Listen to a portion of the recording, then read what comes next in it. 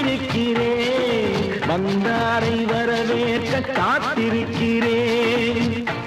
ஆமா, நீங்க எது வரைக்கும் படிச்சிருக்கீங்க?